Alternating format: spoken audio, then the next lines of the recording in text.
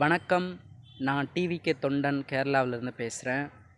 அண்ணனுடைய ஜனநாயகன் படம் வந்து சென்ட்ரல் போர்ட் ஆஃப் ஃபிலிம்ஸ் அந்த நிறுவனத்துக்கிட்ட இப்போதைக்கு இருக்குது கமிட்டிக்காக.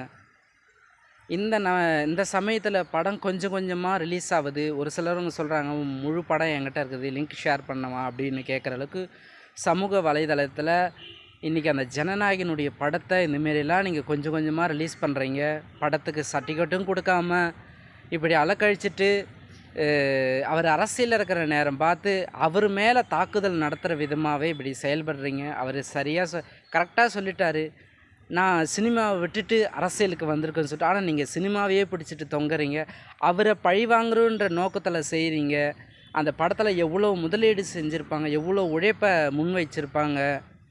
ஒரு குழந்தை 10 மாதம் வயிற்றில் உண்டாகி அந்த 10வது மாதம் முடிவில் வந்து அந்த குழந்தை டெலிவரி ஆகுது.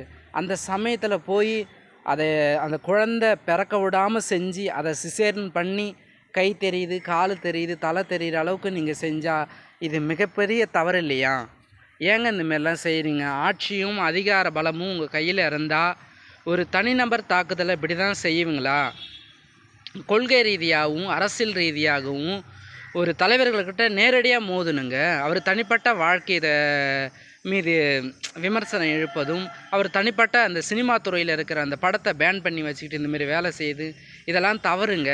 அதேமாரி தாவைக்க கட்சிக்குள்ளே சிலர் வந்து விஜய் அண்ணாவுக்கு விரோதமாக வேலை செய்கிறாங்க அப்படின்னு வந்து ஒரு சிலர் எழுப்புகிறாங்க.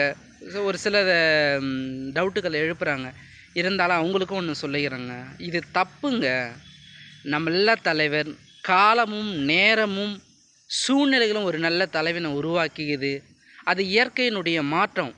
வெயில் காலத்தில் வந்து மக்களுடைய வெப்பத்தை தணிக்க ஒரு மழை கடவுள் கொடுப்பது போல் ஊழல் நிறைந்த ஆற்றலையும் இந்த ஊழல் விரோத சக்தியால் ஆற்றலுக்கு மத்தியில் ஒரு நல்ல தலைவனை காலம் உருவாக்கியிருக்குது.